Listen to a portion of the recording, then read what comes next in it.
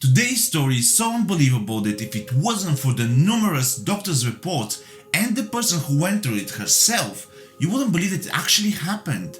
So if you want to know what happened and what led to this 19 years old girl to freeze solid and then remarkably come back to life, keep on watching until the end of this video. But before I get into today's story, if you're interested in true crime, mysteries and the supernatural, you come to the right place. Hi, my name is Julian and this is Untypical Stories. Every week on Monday, I sit and cover one of those topics. If that's of interest to you, please smash this like button. Also, please subscribe to my channel and turn all the notifications as you wouldn't want to miss any of my future videos. Alright, let's get into today's story.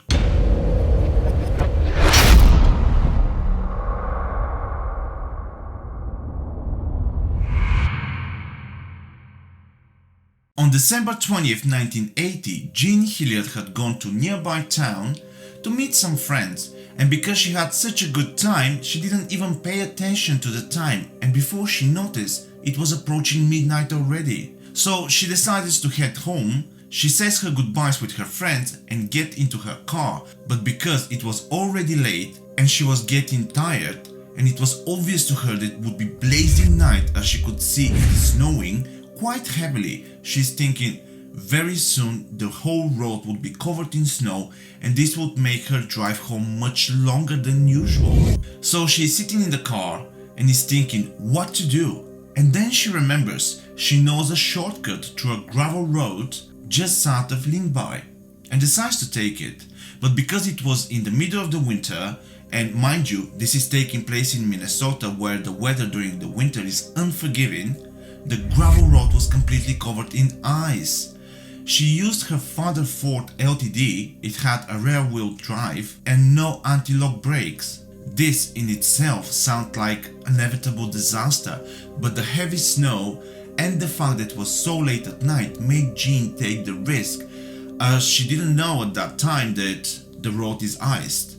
As expected, due to her vehicle not being prepared for the road conditions, the car slid into a ditch and stuck. Jean knew where she was and didn't panic, but also she knew that she won't receive any help until the morning, and she didn't want to spend the night in the car. She had a friend that lived not far from where her car stuck, and she decided to walk to her friend's house. She couldn't estimate how far exactly was her friend's house, but she was sure that it wasn't far away. The idea of walking to her friend's house instead of spending the night in her car sounds brilliant at the time, but Jean underestimated the major fact in the whole situation. She was hardly dressed for the cold weather, with just a jacket, pants and cowboy boots. If you wonder how cold was that night, let me tell you, it was minus 22 degrees Fahrenheit or minus 30 degrees Celsius. And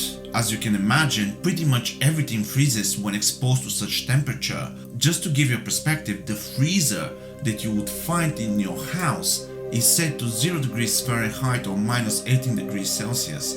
And the temperature that night was nearly double colder. She starts her journey and would walk for approximately 45 minutes, and whenever she went over a hill, she would think her friend's place would be there, but it wasn't. She still wasn't letting her situation scare her, but whenever she go over a hill and her friend's house is not there, she would get more and more frustrated. The cold was so sharp that she even thought at one point, if I stop now, I'll be gone. But something was happening without her realizing. Further she was walking, the heat was leaving her body. After approximately 2 miles and another random hill, she saw it. Her friend's house was right in front of her eyes. Excited, she starts running towards the house, and just literally few meters before the door, everything goes black. You see, what happened was that Jean will pass out 4 meters away from her friend's house, and unfortunately, there would be no one to see her until the morning. Jean was lying in the cold for 6 straight hours. In the morning, when people were leaving for work, neighbors and her friend Wally Nelson would discover Jean frozen solid with her eyes wide open. Wally knew Jean very well. She was dating his best friend Paul. The night before, they would all be out together drinking and dancing at the hottest spot in the driving distance, the 4-Stone American Legion. Wally will bring a woman home that night, and to the horror of his date, in the morning she would be helping Wally to load Jean's frozen body in his truck. As you can imagine, Jean was frozen solid, which meant that she was extremely stiff and heavy and didn't fit into the cab. So they had to take the woman's car. I can't even imagine the shock this woman felt. I mean, can you imagine you go on a date, you have fun, and the next thing you know, you're asked to load a body into a truck? I mean, just that seems crazy, but good for this woman that she offered to use her car to transport the body. Otherwise, certainly maybe Jean would have not survived. The doctors at the 4-Stone hospital did not have high hopes for Jean. They couldn't even perform IV as the needle wouldn't penetrate the skin. They tried a few times, but they only kept breaking the needles. Most of the medics who worked the case figured she was mostly dead, as her temperature was too low to even be detected on the thermometers. But regardless, they decided to warm her up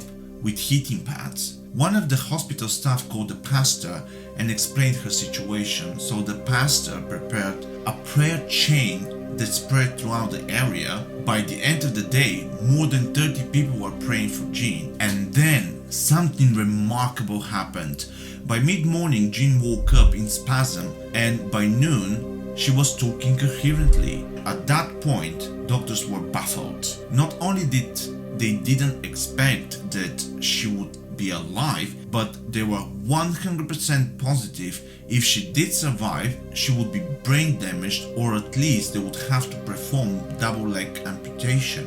But by the end of the day, Jean would go from a block of ice to a scared teenager worrying about her dad figuring out that her car was in a ditch. And I know the details about this story seems pretty miraculous, but maybe there is an explanation of why and how Jean survived, and they're not so supernatural. After the case gained popularity and the media got involved, few professors would give their explanations. University of Minnesota professor of emergency medicine David Plummer says that these kind of things happened occasionally. He's an expert of reviving people with extreme hypothermia. There's no real data, but he's handled about a dozen similar cases over the last 10 years. As a person cools down, he explained, their blood flows slow and their body requires less oxygen. It's like a form of hibernation. If their blood flow increases at the same rate as their body warms up, they can often recover. We have patients you can knock on like a wood, he said. They feel rock solid frozen, but that in no way will stop them of trying to resuscitate the person. And we do have a track record of success with that, he would say. In emergency medicine,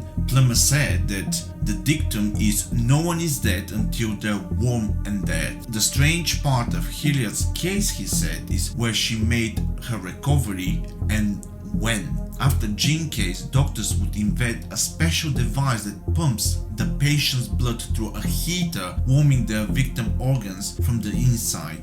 But in 1980, at the Boston hospital, all they had was some heating pads and a lot of prayers. Even though Jean was well and she made a pretty quick and remarkable recovery, some of the doctors were still not convinced, and some still insisted amputating both her legs to avoid infection from the frostbite.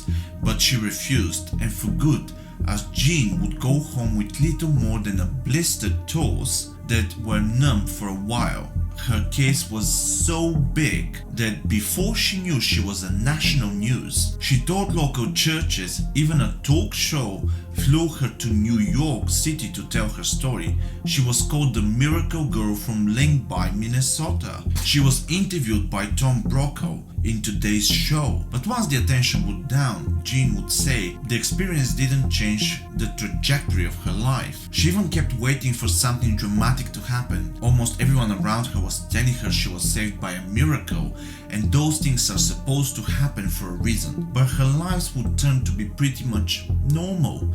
She got married, had kids, then later divorced. She lives in Cambridge and works at Walmart. Regarding her experience during the 6 hours she has been frozen, Jean would say in an interview, "It's like I felt asleep and woke up in the hospital. I didn't see the light or anything like that. It was kind of disappointing. So many people talk about that and I didn't get that." Well, that will do it for today, guys. Please let me know down in the comment what do you think about Jean's remarkable recovery. Thank you so much for hanging out with me, and I'll see you next time. Bye!